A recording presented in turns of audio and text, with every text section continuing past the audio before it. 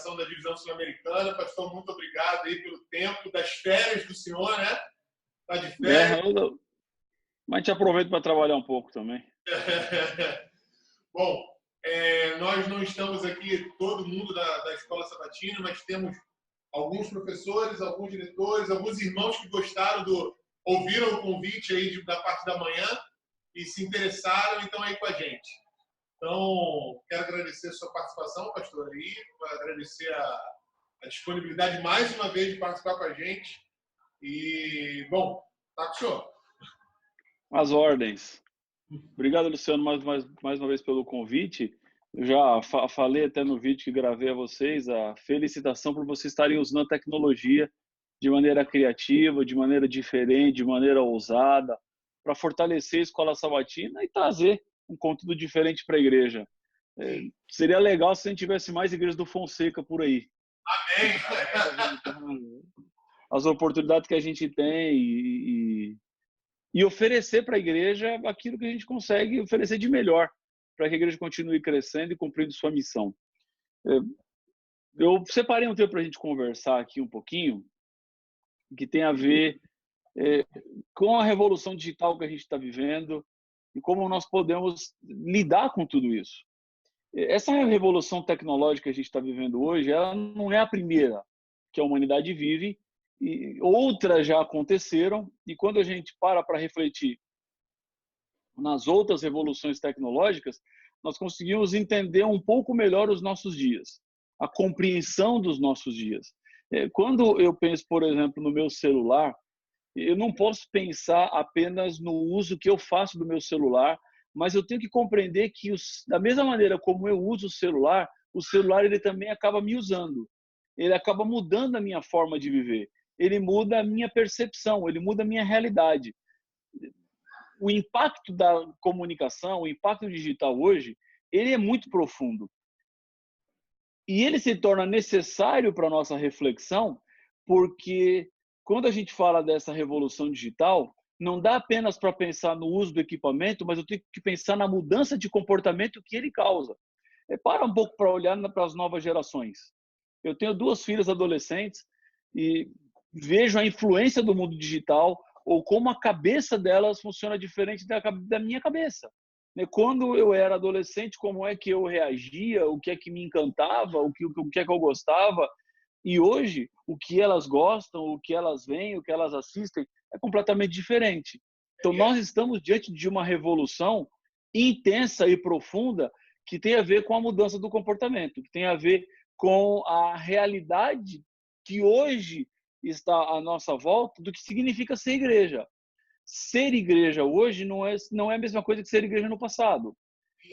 E aí o grande desafio, Luciano, até que vocês estavam aí conversando sobre o sermão que o Adolfo fez, que tem a ver com um desafio que a igreja enfrenta hoje. É como você manter a identidade adventista em um mundo completamente diferente daquilo que foi. Sim. E assim, uma coisa que a gente... O senhor tá ouvindo? Estou ouvindo. Beleza. E assim, uma coisa que a gente repara, que a gente também sente, é que hoje a quantidade de informação que a gente recebe é muito grande. E talvez muitos de nós não estamos preparados para trabalhar essa quantidade toda de informação. E aí a gente acaba... assim, a confusão acontece. Você falou das suas filhas, né, adolescentes. A quantidade de informação que nós adultos recebemos é grande demais e a gente já não consegue trabalhar tanto. Agora, imagina a mente de um adolescente ou de um jovem que não está 100% formada, que você não tem uma maturidade o suficiente para lidar com tudo isso. Então, a gente, como igreja, a gente tem que ter muito mais atenção nisso, né? Sem dúvida. Porque a gente para pensar um pouco, essa sobrecarga de informação, ela até um determinado ponto, ela está gerando cansaço nas pessoas. Você já começa a falar de gente que quer dar um tempo no digital. Vejam só, o ano passado, o ano retrasado, 2017, nós tivemos um encontro mundial de comunicação da Igreja Adventista aqui no Brasil. Então, nós fizemos lá no NASP Engenheiro Coelho, pela estrutura e conseguir atender todo mundo. Foram quase 900 pessoas participantes desse encontro. Foi um grande encontro, um grande evento. E aí nós convidamos uma adventista de São Paulo, que chama Débora Bonazzi, que trabalha no Google. Ela é uma das gerentes do Google do Brasil. E aí a convidamos para dar uma palestra e tal. E aí, quando eu fui fazer os últimos contatos com ela, eu falei assim, Débora, qual é o título da sua palestra? Aí ela falou assim, o Shabat Digital. Interessante e tal, né? Mas aí, você vê, nós trouxemos alguém do Google para falar no encontro de comunicação e a palestra dela foi: chega uma hora que você precisa descansar da conexão digital, porque o cérebro não aguenta. É muita informação, é uma sobrecarga. E vejam, nós que somos de outras gerações sentimos da sobrecarga. O grande problema é que as novas gerações não sentem isso, porque esse é o mundo deles. Enquanto que para nós é necessário o Shabbat digital, as novas gerações não veem momento para o Shabbat digital, porque estar desconectado é estar desconectado da vida, é estar fora de qualquer coisa que signifique existência. Então, para eles, conexão e vida é basicamente a mesma coisa, porque uma coisa tem que ficar claro para nós: tecnologia é tudo aquilo que passa a existir depois que a gente nasceu. Porque aquilo que já existia quando nós nascemos não é tecnologia para você, isso é parte da vida. Por exemplo, eu nasci num mundo que já tinha televisão colorida. Eu não sei o que é um mundo com televisão preto e branco. E eu não sei aí o que é um mundo sem televisão. Esse mesmo impacto que foi na minha vida a televisão é hoje, por exemplo, a internet para as minhas filhas. Elas não sabem o que é um mundo sem internet. Elas não sabem o que é um mundo sem celular. O que é sair de casa e ninguém saber onde você está. E não ter como conversar com você. Não ter como mandar um recado. Ou ter que esperar até a noite para as pessoas poderem falar com vocês. Elas não entendem o que era ter um telefone fixo em casa, Luciano, com um caderninho do lado e uma caneta para anotar recado. Não, eu vi um vídeo esses dias, já tem um tempinho, em que, eu acho que foi até o Carlos que passou aqui na outra vez. E a outra pessoa que passou participou com a gente foi o Carlos, que trabalha aí com o senhor, pastor. O Carlos. Carlos Magalhães. O Carlos Magalhães. E acho que foi esse vídeo, tenho quase certeza. Mas, enfim, eram dois jovens, 17, 18 anos, na frente de um telefone de discar, né? E eles não sabiam usar aquilo. Uma coisa que pra gente... Como é que usa isso? Pois é, como é que usa? Como é que eu falo aqui? Eu não teclo, né? Eu tenho que discar. Eles não sabiam e não conseguiram. Eles não conseguiram usar.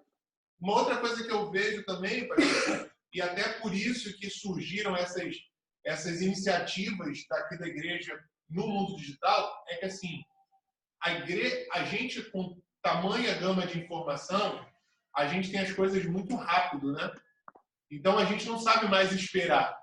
Isso agora a gente nem está falando mais das gerações, né? Qualquer um hoje que vive no mundo de hoje, a gente não sabe esperar. A gente quer as coisas de maneira muito imediata. Então, é o sermão que não pode passar de 11h30, né? É a escola sabatina que não pode terminar depois de 10h15. E fora que as coisas não podem mais, para a gente, acontecer da mesma maneira todo dia, todas as vezes. Isso faz com que a gente se canse também daquilo e a gente já não, a nossa atenção já não consegue ficar fixa num determinado evento, numa determinada programação, se as coisas acontecem do mesmo jeito sempre, né? Então é exatamente isso. Veja só, algumas coisas que você falou aí tem até conceitos científicos por detrás. Tem um estudioso chamado Paul Trivinho que ele diz que nós saímos da democracia e hoje estamos na dromocracia. Então, a democracia é o governo do povo. E a dromocracia, a palavra dromo, vem de hipódromo, autódromo, significa velocidade. Ele diz que nós saímos desse governo do povo para o governo da velocidade. Hoje, quem tem velocidade tem poder. O poder está nas mãos daqueles que são os mais rápidos. E quanto mais rápido você for, mais poder você vai ter. Olha um exemplo que deixa isso mais claro para nós, dessa mudança social, desse impacto das novas gerações e como isso também impacta outras gerações que não são novas gerações. Há uns dias atrás, a minha filha falou assim para mim: pai, e-mail é uma coisa muito antiga, né? E eu falei assim: não, filho, e-mail não é uma coisa antiga, e-mail é uma coisa moderna, e-mail é uma coisa nova. Até alguns anos atrás não tinha e-mail, e quando o e-mail apareceu foi uma revolução, porque antes nós mandávamos cartas, e as cartas demoravam. Por exemplo, quando eu namorava com a sua mãe, estava à distância, eu mandava uma carta, demorava uma semana, às vezes mais, para receber uma resposta, porque era o tempo de o correio entregar para ela, o tempo dela responder, colocar no correio, voltar, e às vezes dava mais de uma semana. O e-mail, ele facilitou a comunicação da vida das pessoas, porque agora você mandava uma carta para as pessoas de maneira eletrônica, eu mandava agora, chegava no segundo depois e tal. E a minha filha ouvia e falava assim: tá bom, pai, entendi, mas o e-mail continua sendo uma coisa antiga. E eu falei assim: não, mas não é antiga, mas para a cabeça dela é antiga. Agora, por quê? Se vocês pararem para pensar hoje, e-mail, que foi uma coisa que revolucionou nossa comunicação, que facilitou a nossa vida, hoje é basicamente algo restrito ao mundo corporativo. Sim. Ninguém mais manda e-mail pessoal. Você não manda e-mail para sua mãe, para o seu pai, para o seu filho: oi, filho, como é que tá e tal. Porque o e-mail, ele hoje tem esse fim. Ele funciona para a empresa, ele funciona como uma documentação, ele funciona: ó, eu enviei para você um e-mail, enviei para você o documento, enviei o arquivo, enviei o artigo. Só no mundo corporativo. Você sai do mundo corporativo, o uso de e-mail, ele é basicamente para acessar a rede social. É o que as novas gerações veem. Eu tenho que ter um e-mail para entrar em rede social. Então ele abre um e-mail, entra na rede social, mas ele nunca usa o e-mail. Porque hoje, quando as pessoas querem conversar umas com as outras, elas não recorrem mais ao e-mail, mas elas vão para o WhatsApp. Sim. E se você parar para pensar, o WhatsApp, ele é muito mais rápido que o e-mail. Porque o e-mail eu envio, embora seja um meio de comunicação que foi uma revolução, mas vai para a caixa de entrada da pessoa e eu não sei quando que ela vai ver esse e-mail. Eu não sei que horas ela vai ler. Eu não sei quando ela vai me responder. O e-mail é mais formal. Você escreve: caro fulano de tal, espero que esse e-mail lhe encontre bem, boa tarde, boa noite, não sei o que e tal. Você tem uma saudação, aí você tem a pergunta, tem a formalização, tem a despedida. E você vê que no WhatsApp você corta tudo isso. Você escreve assim: boa tarde, já enviou o relatório? Boa tarde, posso te ligar? Bom dia, recebeu o material? A comunicação ficou mais rápida e a velocidade também ficou mais rápida, porque agora a gente manda uma mensagem para uma pessoa e nós não temos mais o tempo de esperar a resposta de um e-mail. A carta, já não vou, nem vou dizer mais, porque mandar uma carta para uma pessoa hoje e esperar uma semana para receber uma resposta é uma coisa que já não existe. Agora, o e-mail também já vai ficando devagar, porque eu mando e-mail hoje, você vai me responder amanhã, é muito tempo. O que eu faço? Eu mando o WhatsApp para você com uma mensagem curta, direta, concisa, vou direto ao ponto, eu pergunto aquilo que eu quero, sem ficar rodeando e floreando, e você me responde. Rápido. A mensagem está no seu WhatsApp, eu já vi que você recebeu, porque apareceu 2 vezinhos aqui. Então eu fico esperando. Vai, vamos lá, responde, vamos rápido, porque não temos mais muito tempo para esperar. A vida atingiu uma outra velocidade. E o que a gente tem que parar para pensar, e vocês que são líderes da escola sabatina, que estão envolvidos com ensino, estão envolvidos com estudo, não é apenas o uso de uma tecnologia. Eu volto a repetir aquilo que eu falei para vocês no começo. É uma mudança de comportamento. Porque, primeiramente, eu começo a usar a tecnologia e depois essa tecnologia começa a mudar a minha vida, a moldar quem nós somos, a influenciar na maneira como nós vivemos ou na maneira como nós pensamos. Se no passado a gente tinha que decorar muita informação, porque quanto mais informação você tivesse, melhor você estaria colocado ou ranqueado no que fosse, hoje já não é mais isso. As novas gerações não veem sentido você guardar um monte de informação no cérebro se você tem o Google na sua mão.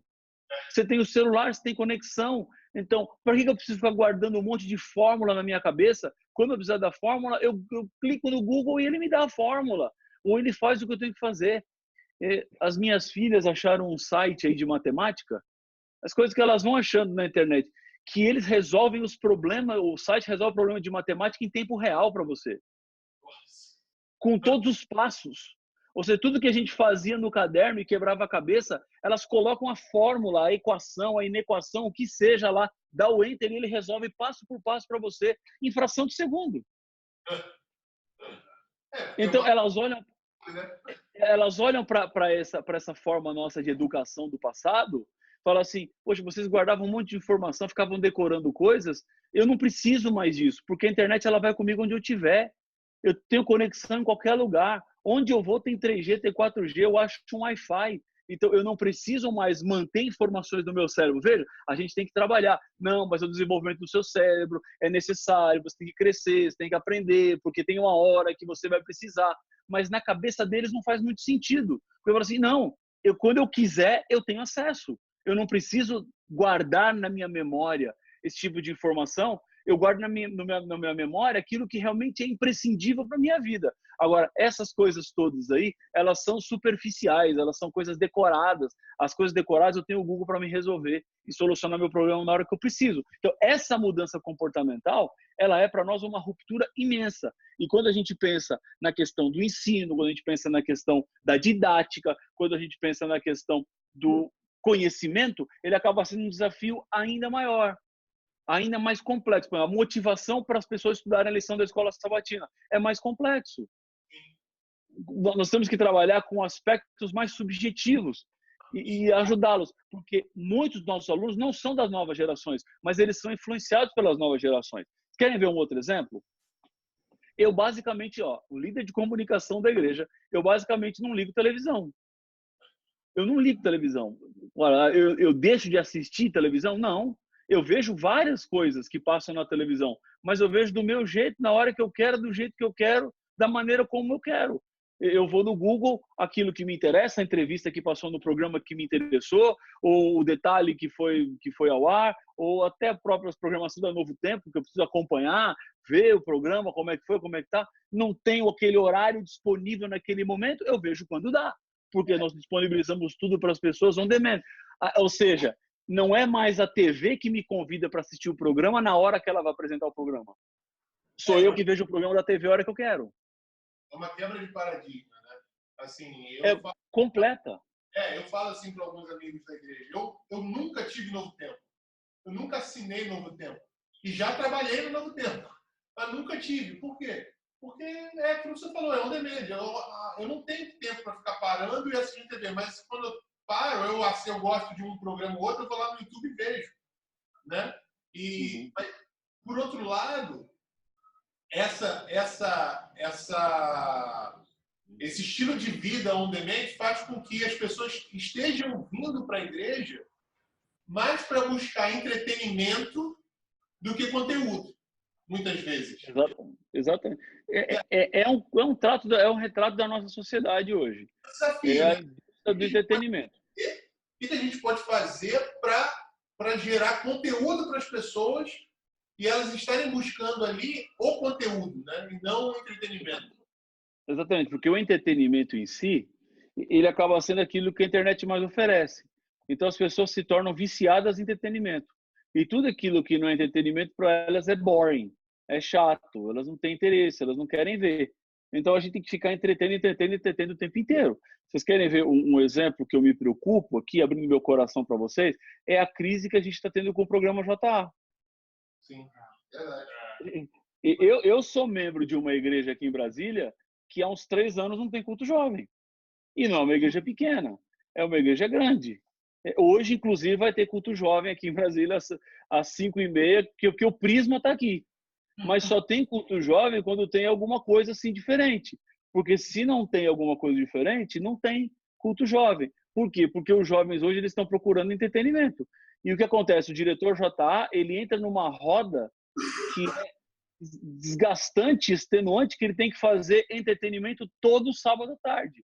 E fazer um mega programa, porque se ele não fizer um mega programa, as pessoas não vêm. Se não tiver um conjunto, se não tiver o quarteto, se não tiver uma programação mega espetacular, as pessoas não virão. E aí, para mim, está o grande desafio. Porque hoje o que nós temos que trabalhar é com a questão do que significa verdadeiramente a adoração. Ensinarmos as pessoas as bases da adoração. Por que eu preciso estar na igreja? Porque eu poderia pensar assim, a Novo Tempo ela substitui a igreja? porque eu tenho sermão, eu tenho escola sabatina, eu tenho Anjo da Esperança, que me fala de mordomia, eu tenho programas que falam sobre família, eu tenho programa que fala de saúde, eu tenho programa que fala de educação de filhos, eu tenho programa que fala sobre relacionamento familiar, eu tenho programa que fala sobre mente, eu tenho programa que fala sobre dúvidas bíblicas.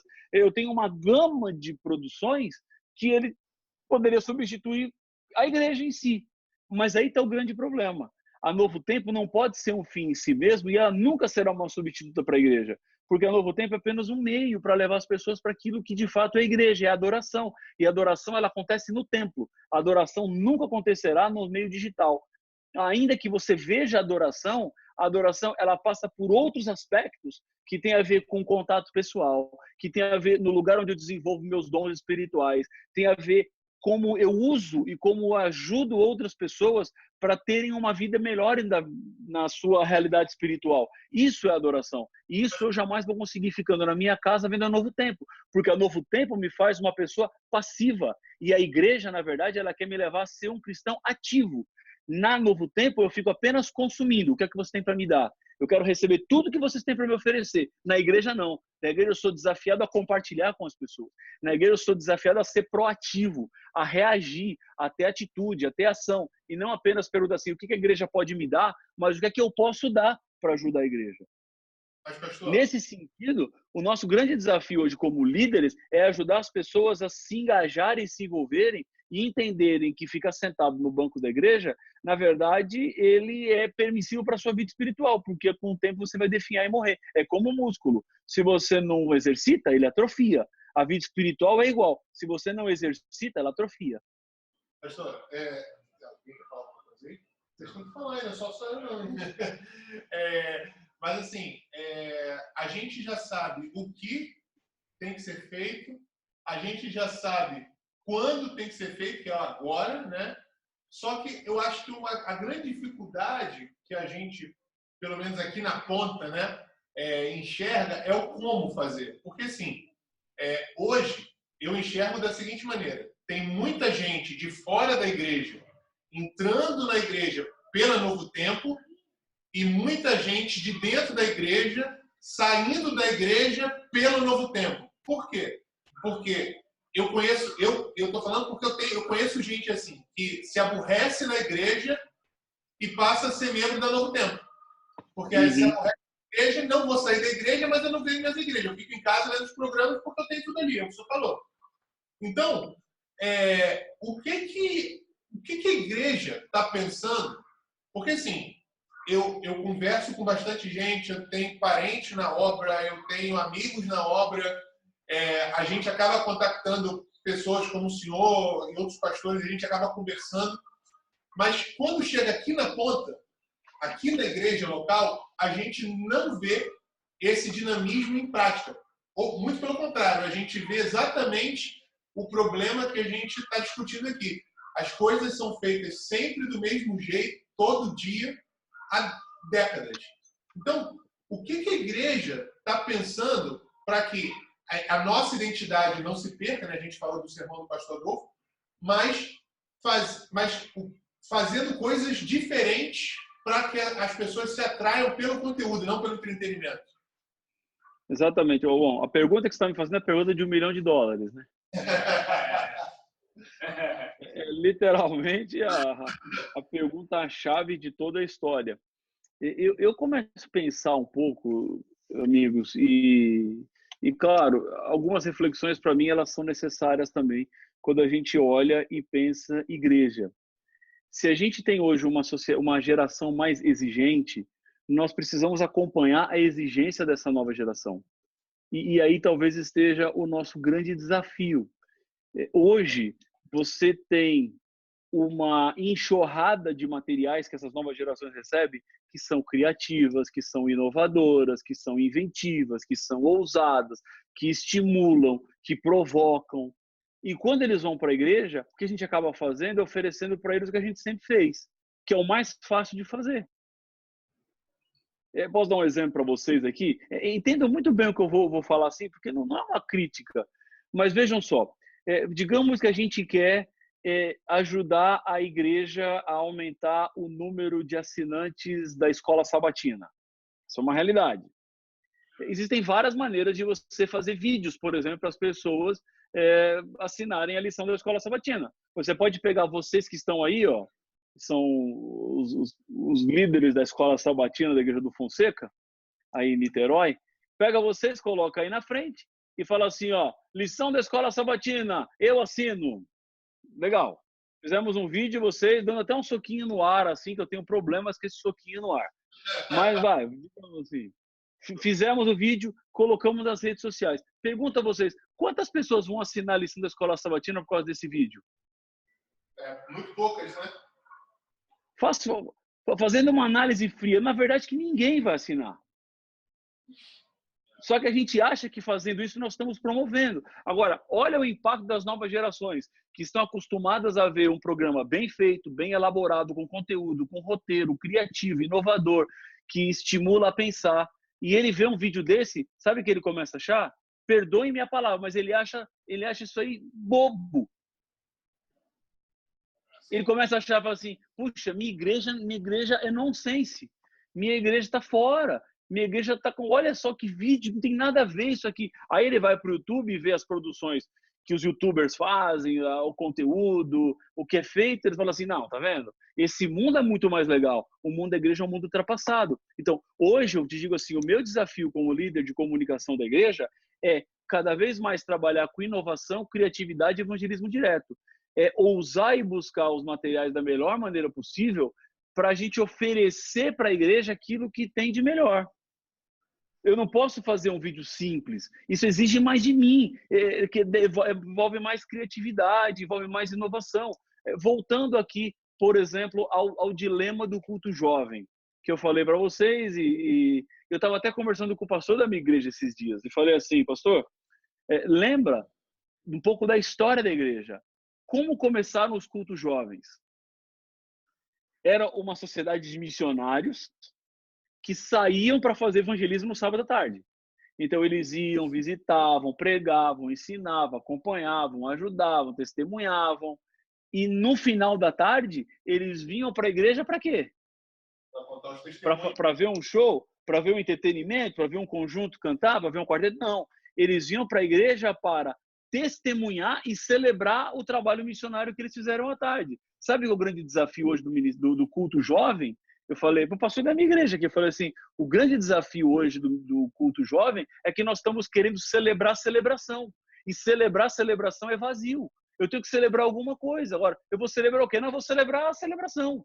Então, celebrar a celebração não dá sentido. E os jovens, eles precisam de estímulo. Eles precisam ser incentivados, eles precisam ser desafiados, eles devem ser provocados. E quando a gente dá desafio para eles, por exemplo, eles respondem. Um grande desafio que eu vejo hoje é que talvez nós precisemos hoje, como líderes da igreja, planejar mais o trabalho para a igreja fazer e desafiá-los para fazer o trabalho. Vê Impacto e Esperança. Quando a gente chama a igreja para ir para a rua distribuir livro, o povo vai. Só que é uma vez por ano. E aí acaba o Impacto e Esperança, o que a gente faz mais? Não fazemos mais nada. A gente fica o ano inteiro agora celebrando a celebração. E fica celebrando a celebração, as novas gerações olham e falam assim, mas nós estamos comemorando o quê? Estamos comemorando o que estamos comemorando? Então, fica sem sentido, fica fraco, fica vazio. Então, para mim, o grande ponto é como nós estamos trabalhando no objetivo do que é ser igreja, ou do que significa ser igreja, ou por que a gente existe como igreja. Envolver mais gente para fazer igreja. E nós temos que agir sempre rápido, porque o mundo está mudando. E se nós queremos continuar sendo relevantes, a gente tem que mudar junto com eles. Nós temos que nos adaptar a esse mundo. Nós temos que nos moldar a esse mundo. E as realidades são assim mesmo. Quando a gente vai trabalhando com coisas para as novas gerações, você vai descobrindo esse mundo novo que está na cabeça deles e como muitas vezes a igreja vai se tornando tão distante daquilo que eles são. E o meu medo é que eles olhem para a igreja e vejam a igreja como irrelevante para eles, ou uma igreja que está descontextualizada da realidade e da vida que eles têm. Então, o desafio é sempre procurar maneiras e encontrar caminhos para que a igreja continue sendo relevante. O Feliz Set Play, que nós criamos há 2 anos atrás, é exatamente isso. É uma maneira da gente ligar com as novas gerações. Eles estão no Netflix? Estão. E eu comecei a perceber que os adolescentes e jovens, eles estavam agora, no sábado, elegendo que tipo de série assistir. E aí isso para mim assim, deu um sinal de alerta, porque eles vão no Netflix e falam assim, essa série aqui é de sábado, essa aqui não é de sábado. Ora, com que critérios eles estão dizendo que uma série é de sábado e outra série não é de sábado? Como é que nós estamos incorporando hábitos em nossa vida no sábado que tem a ver um pouco com aquilo que vocês estavam discutindo agora, com a identidade da Igreja Adventista? Querem ver um exemplo bem simplesinho que ajuda a gente a entender isso? Quando eu ganhei meu primeiro computador, isso, deixa eu lembrar aqui, 95, 24 anos atrás, e foi um esforço conjunto. Minha família, avó, avô, não ajudou, e eu consegui comprar um computador 386 DX33, que tinha 212 MB de Winchester. A gente falava Winchester ainda, né? E tinha espetaculares 4 megas de RAM. Era um computador maravilhoso, porque era um monitor Cincy Master 3 da Samsung, colorido já. E aí no pacote, consegui comprar uma impressora Epson LX300, que era a impressora matricial que imprimia colorido. Eu adorava aquele computador, era uma coisa assim espetacular.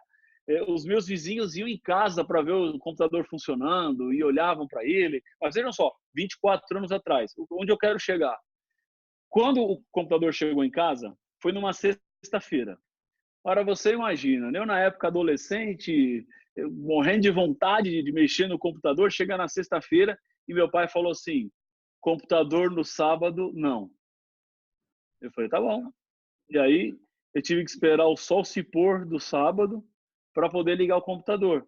Porque na cabeça do meu pai, o entendimento dele era computador e sábado, eles não combinam. Porque o sábado era para um outro tipo de atividade que o computador ele desvirtuava o propósito original do sábado. Eu não vou nem discutir a raiz do pensamento dele, mas era uma coisa que aconteceu na época. Vejam só, os anos se passaram e os hábitos nossos também foram mudando. Olha só, adventista não liga a televisão no sábado. Isso funcionava na época que eu ganhei o computador. Isso funcionava talvez até 10, 12 anos atrás, mas hoje não funciona mais. Sim. Você pode dizer que adventista não acende televisão no dia de sábado? Não liga a TV? Não, adventista liga a TV. Ainda que seja para assistir Novo Tempo, mas ele liga a TV. Ora, vejam, o que é isso? Há problemas de assistir a Novo Tempo no dia de sábado? Não, não há problemas. Mas vejam, amigos, como nós trouxemos para dentro do sábado um comportamento que a gente não tinha no passado. Sim. O sábado era da família, era para a igreja, era para contato pessoal, visitar, para dar estudo bíblico. Hoje, o que as pessoas fazem no sábado? Elas sentam em volta da TV para ver a Novo Tempo, para assistir o programa Bíblia Fácil, para ver o Revista Novo Tempo, as notícias, ela vê a recapitulação da lição da escola sabatina, ou seja, nós trouxemos a TV para dentro do sábado. Isso não é apenas o uso de uma ferramenta, como eu volto a repetir para vocês, mas isso significa uma mudança comportamental. Nós guardamos o sábado de uma maneira diferente. Hoje você não fala para uma pessoa, você não liga a TV no dia de sábado. As pessoas ligam a TV no sábado. Você pode ligar a televisão no sábado, mas para ver o Novo Tempo, tá? Computador, você pode ligar no sábado, mas para fazer coisa de Deus, para ver coisa de Deus. Agora, o desafio que eu vejo, sabe qual é? É rede social. Uhum. As pessoas entram no Facebook de segunda a sexta da mesma maneira como entram no sábado. Porque você não tem diferença das mensagens, né? Você não consegue... Exatamente. No trem de mensagens, né? Exatamente. Sábado igual que não exatamente. Exatamente. Então, se na TV você separava, se na TV você conseguia separar, Globo você não vê de sábado, mas ao Novo Tempo você vê. Agora você não consegue separar na rede social. Você não consegue separar no YouTube. Você está rodando lá e aparece o que deve e o que não deve. Você vê coisas que tem a ver com o sábado que te ajudam na sua adoração e coisas que não ajudam na sua adoração. Isso é uma ruptura, isso é uma mudança que as pessoas estão virando cada vez mais submersas nisso. E aí surge para nós o desafio de igreja e de identidade em como trabalhar com essas mudanças comportamentais que foram inseridas na vida das pessoas. O mundo digital mudou, a sociedade mudou. E o meu desafio E o que eu tenho desafiado os líderes é, nós precisamos também mudar. Não dá mais para usar aquilo que a gente sempre usou. Nós temos que ousar mais, nós temos que ser mais inovadores, temos que ser mais criativos. Fazer o usual e o comum não vai nos ajudar a ter os resultados diferentes daqueles que estamos tendo.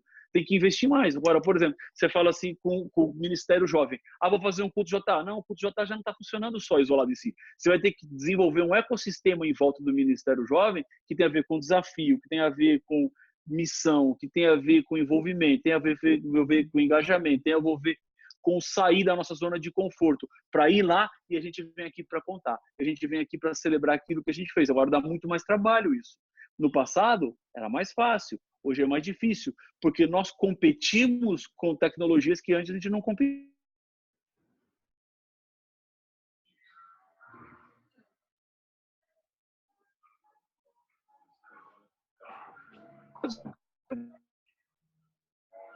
E eu estou pregando, olhando para ele na minha frente lá e vendo ele passando com o dedo assim. Alguma timeline de alguma rede, deve ser Instagram, sei lá. Mas ele estava lá. Olha o desafio que a gente tem. Alguma vez ele olhava para mim, depois ele olhava para o celular, olhava para mim, olhava para o celular. É o desafio que a gente enfrenta hoje. Como é que você vai conectar essas novas gerações com a mensagem que nós temos para pregar? E aí, o meu desafio a vocês é, nós temos que, primeiro, entender o contexto que a gente está inserido. Segundo, nós temos que conhecer o cenário do mundo à nossa volta. Entender para onde as coisas estão migrando e como as coisas estão migrando, para a gente tentar ser uma resposta para a sociedade com aquilo que a gente oferece. Vai exigir mais de nós? Vai. Vai demandar mais? Vai demandar mais. Porque antes eu passava a lição de escola sabatina recapitulando. Hoje eu preciso fazer coisa diferente. Eu tenho que usar um flip chart, eu tenho que usar um papel, eu tenho que usar uma dinâmica, eu tenho que usar alguma coisa que puxe atenção, que faça com que eles se conectem a mim, eu tenho que ter alguma coisa para quebrar o gelo, eu tenho que ter alguma atividade, eu tenho que envolvê-los na discussão, mas sempre procurando uma maneira diferente de fazer. Já não dá para a gente fazer aquilo da mesma forma, porque como a internet muda e oferece para nós uma gama de informações das mais variadas possíveis, nós temos que oferecer o mesmo para as pessoas. Isso é uma coisa que eu falo para os professores aqui. O ideal é que a gente pare com essa história de agora é no sábado, agora é no domingo, agora é no segunda. Isso não funciona mais. As pessoas vão prestar atenção em tudo, menos em você. Né? Agora, pastor, deixa eu aproveitar. É um grande desafio. Deixa eu aproveitar o gancho e voltar com essa pergunta. Voltar com a sua pergunta, com o seu questionamento. Né? O que a igreja está fazendo ou está pensando para colocar em prática isso tudo que a gente está falando? Tem algum plano da igreja? A igreja está pensando em alguma coisa, assim, alguma coisa diferente, alguma coisa que chegue que comece, sei lá, de maneira grande ou de maneira institucional, mas que chegue dentro das comunidades das igrejas? Tem alguma coisa? O que a gente tem, assim, na minha área, a gente sempre usa o canal da comunicação para isso. Seja Novo Tempo, seja Feliz Set Play, seja as nossas redes sociais, é hoje a nossa maneira melhor de distribuir conteúdo e chegar na igreja e oferecer para eles materiais que sejam materiais relevantes. O que a gente tem feito, por exemplo, aqui todo dia é publicado um vídeo da meditação matinal. Nós pegamos o Igor Rocha, que é aluno de teologia, tem um canal chamado Camelo na Agulha, que tem um viés um pouco mais humorístico, e nós trouxemos para ele, para dentro do Felicity Play, demos o desafio, olha, faz um vídeo diário com a meditação matinal.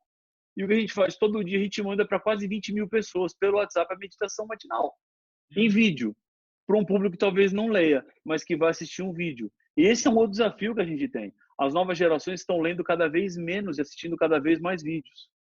E você publica textos na internet e as pessoas não leem os textos, eles veem fotos, eles veem vídeos, eles consomem outro tipo de mídia. Então, da nossa parte, o que nós estamos fazendo é reforçar a educação digital. Saber usar de maneira sábia o mundo digital, ele é fundamental hoje, com equilíbrio, saber até onde a gente vai e por que a gente vai. E não deixar que o mundo digital ele nos consuma. Uma outra coisa, nós vamos cada vez mais investir em dramaturgia. Estamos fazendo isso no Feliz Set Play. Agora, o Feliz Set Play está numa parceria com o NT Play, que é o novo aplicativo da Novo Tempo, com todos os programas a Novo Tempo e programações especiais para a internet, onde a gente começa a fazer programação dramatúrgica para ensinar princípios e verdades.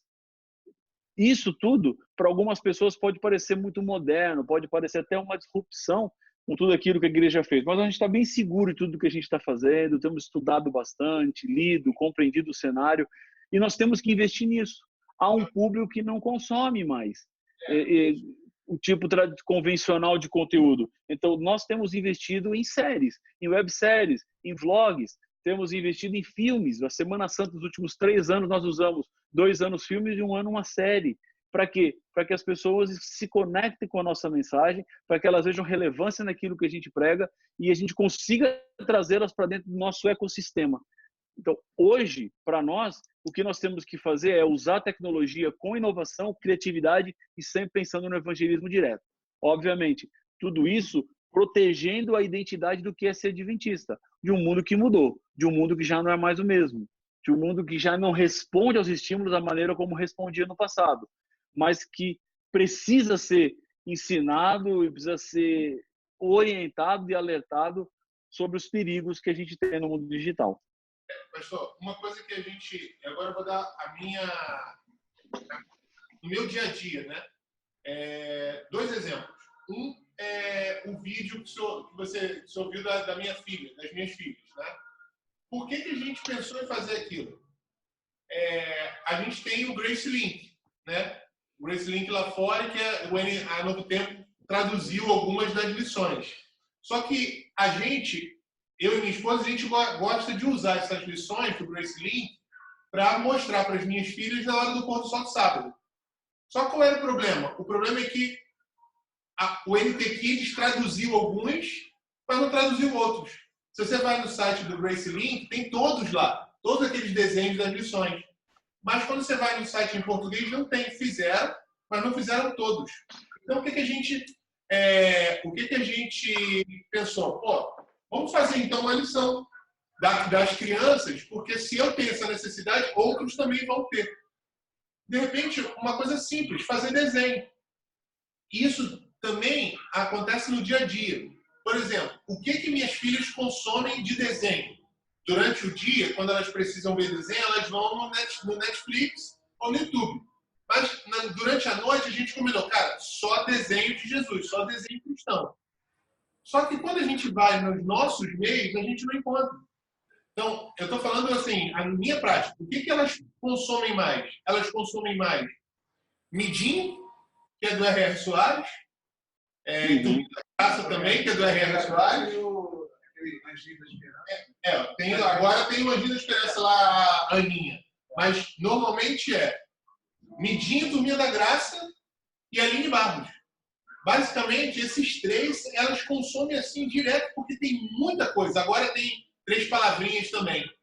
Mas quando a gente vai procurar no nosso meio, não, assim, tem. Não vou dizer que não tem. Agora tem Aninha, né? Tem alguma coisa da Cecel, mas que foi produzido lá atrás, que não tem sido produzido mais. O fato é que a gente não tem isso, pelo menos para as crianças, não tem quantidade, né? Esse é o desafio e que nós estamos tentando suprir. Tudo isso é muito caro e é muito novo para nós também.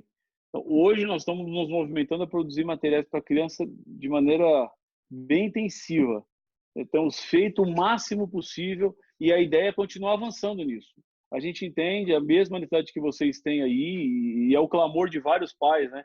Eu queria ter mais materiais para os meus filhos, porque não adianta. Se a gente não oferecer esse tipo de material, não significa que os nossos jovens e crianças não vão consumir. Eles vão consumir, mas vão consumir de maneira deliberada, fora da proteção da igreja, vamos assim dizer. E aí está o grande perigo, aí está o grande problema. Não, verdade. Mas a gente está investindo nisso. A ideia é investir cada vez mais, a ideia é produzir o máximo possível desse tipo de material para crianças. YouTubers é uma outra coisa que criança gosta bastante. A gente fez uma pesquisa com os nossos usuários do Felicete Play para entender um pouquinho o perfil dos usuários, o que eles gostam, e vejo que é interessante. A pesquisa mostra uma coisa que a gente já imaginava, né? Quanto mais velha a pessoa fica, mais ela gosta de sermão. o percentual vai subindo. A gente vai pegando assim, né, de 10 em 10 anos, de 0 a 9, de 10 a 19, 19, de 20 a 29. Quanto mais idade a pessoa vai tendo, mais ela gosta de sermão. Sobe exponencialmente. E o ápice chega com mais de 70. Quem tem mais de 70 anos ama sermão. Uma coisa interessante, né? E aqueles de 0 a 9 não tem interesse nenhum em ouvir sermão. Ou seja, à medida que a pessoa vai amadurecendo, ela vai gostando mais de ouvir sermão. E volta ao início da nossa conversa, né, pastor? É quase que óbvio isso, né? As pessoas com mais de 70 anos não pegaram o celular, não pegaram a internet, não pegaram... Exatamente. É um conflito geracional. Ele fica mais escancarado nesse sentido. A grande questão é pensar numa pesquisa como essa, feita daqui a 100 anos, por exemplo. Né? Essa evolução do interesse, né? Porque, o que o senhor falou, hoje o jovem não quer ler, ele quer ver vídeo o tempo todo. Né? Eu já consumo conteúdo de uma maneira diferente. Às vezes os vídeos, falei, caramba, não tem uma versão em texto disso, aí eu posso cortar a firula e chegar no certo da questão. Mas é inegável que o vídeo desperta muito mais interesse. Né? E a gente está vendo esse jovem se transformar em adulto. Né? Então, que adulto ele será? Né? A igreja tem pesquisas nessa área já para projetar a evolução da própria Novo Tempo, das iniciativas? Já temos. Hoje, basicamente, nós temos trabalhado tentando projetar o futuro e nos antecipar a ele.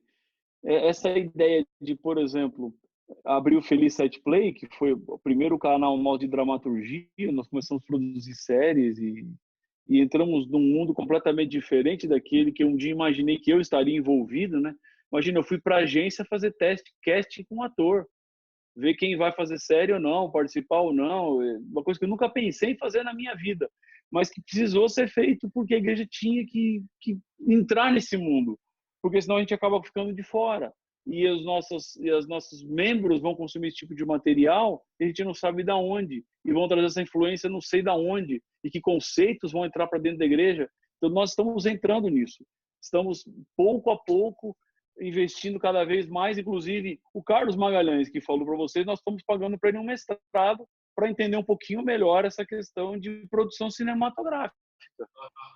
Ele está estudando cinema, produção cinematográfica, para entender para onde as coisas estão indo, para onde as coisas vão, para que a igreja consiga compreender o mercado, entender o cenário, ver até onde a gente vai, o que a gente vai usar ou não vai usar, para comunicar nossa mensagem de maneira clara para uma nova geração. Porque, como você disse, daqui 10, 20 anos, não estou nem olhando para 100 anos, mas daqui 20 anos o mundo vai ser completamente diferente. Se houver mundo ainda, né, pastor? Então, esperamos que não. Nós esperamos no coração que não. Eu não sei para onde as coisas vão, né? Com as mudanças que a gente está vendo, com toda a influência que a gente está encontrando. Hoje nós não existe mais privacidade. Esse termo de estar privativo ou ser privativo acabou. E esses vazamentos aí que a gente está vendo da Lava Jato, etc., ele está mostrando para nós que já não existe mais o particular, não existe mais o privado, não existe mais, não, eu falei só para... Não, você não falou mais para ninguém. A partir do momento que você escreveu uma mensagem no seu celular e mandou para alguém, isso aí se tornou público. Ainda que não tornou público hoje, amanhã, mas amanhã ou depois alguém pode fazer isso se tornar público e você se torna exposto. Quantos casos a gente já não viu de gente que vaza nudes, que vaza foto, que vaza vídeo, que vazam informações, que vazam dados, porque nós entregamos hoje informações valiosas. Há uma máxima do mercado digital hoje que diz assim: se um serviço é de graça, é porque o produto é você. É verdade, é verdade. Essa é a máxima. O WhatsApp é de graça. Não, o WhatsApp não é de graça. O WhatsApp, o produto é você. Ele te oferece de graça, mas você é o produto. Você é o canal. Você é o meio que ele quer. As informações que você dá para ele são informações fundamentais, são informações vitais. E existe hoje, por detrás dos nossos acessos da internet, um sistema chamado CRM, que significa Customer Relationship Management. Ou seja, cada um de nós tem um perfil dentro da internet. A internet sabe o que você quer, sabe o que você gosta, sabe o que você precisa. E o que é feito hoje? Esse sistema de CRM, ele cria um ambiente totalmente adaptado a você. Você se torna exclusivo. Você não entra em um site e ele se mostra igual para todo mundo, mas o site ele se amolda de acordo com a sua com a sua necessidade.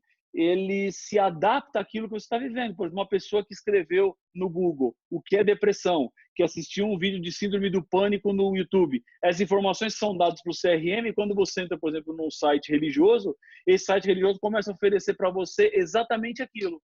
Artigos sobre depressão, sermão sobre depressão, conteúdo de depressão, um pastor para falar com você que está sofrendo de depressão. Eu falo assim, como é que ele sabe que eu estou com depressão? O diabo foi lá falar? Não, foi o diabo que foi lá falar. Você deu informação para o Google e o Google deu essa informação para o site. São informações pagas. Você é o produto comercializado, suas informações valem ouro. Usa-se tudo isso para criar esse ecossistema em volta da pessoa e apresentar para ela aquilo que ela necessita. Como você vai lá no Google e fala assim, comprar chuteira. E aí você fecha aquela página, no dia seguinte você entra no Facebook, está lá e aparece propaganda de loja querendo vender chuteira para você. E vem um e-mail para você do Netshoes querendo vender para você chuteira. Aí você fala assim, como é que eles sabem que eu quero chuteira? Eu botei só no Google, botou no Google, mas o Google foi para o Facebook, foi para a empresa que vende chuteira, que deu para todo mundo o seguinte, ó, esse fulano aqui quer comprar chuteira.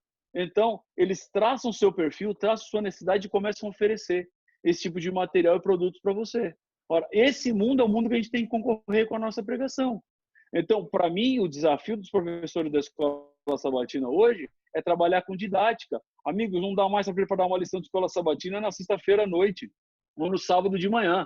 Dá uma lidinha lá, vê o que tem de conteúdo e vem para a igreja para falar. Porque esse tipo de passagem de lição vai fazer com que a lição se torne desinteressante. E uma lição desinteressante não estimula o aluno a estudar durante a semana. Como as coisas mudam, ela exige mais de nós a inovação, a criatividade. Tem que estudar, tem que pensar, tem que avaliar, tem que criar métodos diferentes e modernos para conectar as pessoas com aquilo que você está passando e levá-las a ver a beleza daquilo que você tem para dizer na próxima semana, para elas se envolverem, para elas entenderem, para elas compreenderem, se engajarem com a mensagem. Nós temos que sair do óbvio, sair do comum e procurar fazer aquilo que é diferente. Até quando a gente olha um pouco para o mundo digital, até algumas coisas interessantes, né, que dizem assim, alguns estudiosos, né, que tudo aquilo que era pago está ficando gratuito e aquilo que era gratuito está ficando pago. É verdade. As coisas mudam. Pega o telefone. Alguns anos atrás você comprava linha telefônica. E eu lembro que as linhas telefônicas eram negociadas em dólar. Lembram disso? Você pagava pela linha telefônica. As pessoas alugavam linha telefônica. E estou falando aí de 20 anos atrás, menos até. Hoje, quem quer ter telefone fixo em casa? Ninguém quer. Você vai assinar uma TV a cabo ou vai assinar um serviço de internet, eles empurram tudo no pacote para você. Aí você fala assim, não, eu não quero fixo. Não, mas o fixo está no pacote, não sei o que, mas não quero telefone fixo. Ninguém quer telefone fixo. Aquilo que já foi um bem, aquilo que já foi um patrimônio, aquilo que as pessoas investiam dinheiro, hoje já é dado. Está aí, que a linha telefônica está aí. Ó. Você assinou a internet e ganha a linha fixa. É verdade. Assim, eu tenho telefone fixo aqui na minha casa, eu não sei nem o número. Não, é verdade. Não sei. Eu tenho o número na agenda do celular. Se você me perguntar o número fixo da minha casa, eu vou ter que olhar no celular para te falar o número. Porque não usa. O telefone está aqui, não usa nada. Porque a comunicação toda ela foi para o celular. A comunicação agora é direta, ela vai comigo para onde eu vou. Ela não está presa à minha casa. Quando eu estou em casa, eu estou comunicável. Quando eu não estou comunicável. Não, eu estou comunicável o tempo inteiro onde eu estou e pela internet, que é muito mais barato, que é muito mais acessível. Eu vejo as pessoas, eu falo com as pessoas. Eu estou aqui em Brasília, vocês estão no Rio de Janeiro, nós estamos conversando aí já quase 1 hora de conexão e nos vendo e trocando informações, experiências. A tecnologia nos dá muitas possibilidades que nós temos que aproveitar e usá-las da melhor maneira possível. Um desafio que eu acho que a gente tem que crescer cada vez mais, amigos, e aí já entrando um pouquinho também no trabalho do professor da Escola Sabatina, é que esse crescimento de apostasia que a gente tem, para mim também está muito relacionado com a superficialidade da nossa teologia. Estamos sendo muito superficiais no conteúdo que passamos para as pessoas que não sabem as razões da sua fé. E se elas não sabem as razões da sua fé, não tem motivo nenhum para continuar na igreja. E se não tem motivo nenhum para continuar na igreja, ao invés de estar aqui no sábado de manhã, eu vou ficar em casa lavando o carro, ou vou dar banho no gato, vou limpar o tapete, sei lá. Porque as pessoas não entenderam e não compreenderam a essência do que é ser cristão, do que é ser adventista do sétimo dia. É uma religião que está com raízes muito rasas. E as raízes muito rasas, elas são complexas. Eu, de um tempo para cá, eu decidi mudar muito os meus sermões. Se você botar no YouTube meu nome e ver sermões que eu pregava 3, 4 anos atrás, sermões que eu preguei de um ano para cá, não tem nada a ver mais os sermões uns com os outros. Eu mudei. E mudei de maneira proposital. Eu comecei a pregar sermões um pouco mais racionais. Eu comecei a pregar sermões que ajudam as pessoas a pensarem, a refletirem, a analisarem. Porque eu estou vendo que nós temos uma geração hoje de cristãos adventistas que não entendem muito bem a sua fé. Que vem muito na emoção, vem muito no choro, vem muito no oba-oba, e da mesma maneira como entram, saem. Nós temos um índice de apostasia muito alto na América do Sul. E que me assusta. Porque ao mesmo tempo que a gente batiza bem, a gente perde muita gente também. E para mim, as pessoas que estão saindo, algum problema teve nessa caminhada. E um desses problemas sérios que eu tenho percebido é a má formação teológica das pessoas para serem batizados. E que a gente pode corrigir isso com a escola sabatina. Alguns falam assim, porque a igreja deveria ter uma classe bíblica pós-batismal. Já tem. Escola sabatina. A escola sabatina é nossa classe bíblica pós-batismal. Nós já temos uma classe bíblica para todos os adventistas.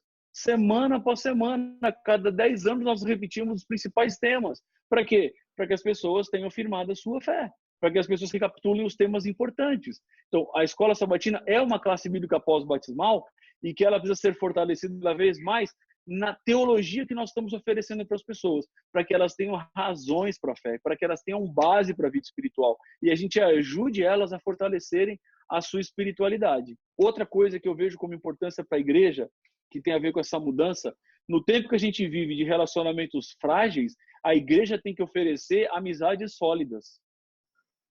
Nessa virtualização da vida, ou nos milhares de amigos de Facebook que não são amigos de verdade, mas são apenas no contato que a gente tem em rede social, nós temos que oferecer na igreja o contraponto. Nós temos que ser uma comunidade de amor, de fé, de esperança, de união, de compaixão, que oferece o ombro às pessoas que precisam e ajude as pessoas que estão em sofrimento. É aquilo que a gente está estudando nesse trimestre da lição de escola sabatina. É mostrar o evangelismo na prática, o cristianismo na prática. Uma pessoa que está com fome, não adianta eu falar pão para ela. Ela vai continuar com fome. A vida verborrágica não resolve os problemas. É preciso sair da palavra e ir para a ação. Enquanto você não der comida para o faminto, ele vai continuar com fome. Ainda que você fale grandes coisas bonitas para ele, ainda que você leia um cardápio de um restaurante para ele, ele vai continuar com fome, enquanto você não der comida para ele. Verdade. Eu ia falar agora, por trás, pastor, o pastor Michelson Borges fala muito disso, né? Que a gente precisa de mais sermões expositivos do que sermões água com açúcar que a gente tem tido, né? E a gente até aqui na escola, nesse momento que o senhor está falando, na verdade a gente se divide em dois. É a palestra do senhor e a gente está estudando o George Knight. George Knight, exatamente. Esse livro aqui é muito bom, porque fala exatamente disso, né? A igreja está perdendo essa visão apocalíptica dela, né? Essa visão mais profunda da teologia dela, né? E, consequentemente, a gente não... Ao mesmo tempo que a gente não estuda junto mais a palavra, a gente também não cria vínculos, né?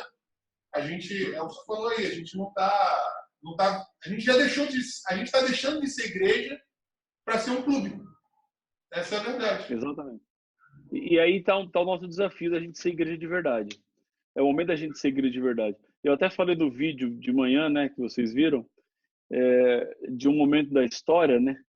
Só para não ficar devendo isso para vocês. O que Davi fez? O Davi, veja que interessante, quando Davi foi lutar contra Golias, lembram disso? Golias, ele tinha armamentos, ele tinha armadura, E a estrada de Israel lutava com... Até Golias ridiculariza, né? Fala assim, vocês vêm lutar comigo com espada de pau, com pedaço de pau? Porque o povo de Israel, eles eram muito rudimentares e rústicos no uso de tecnologia na época.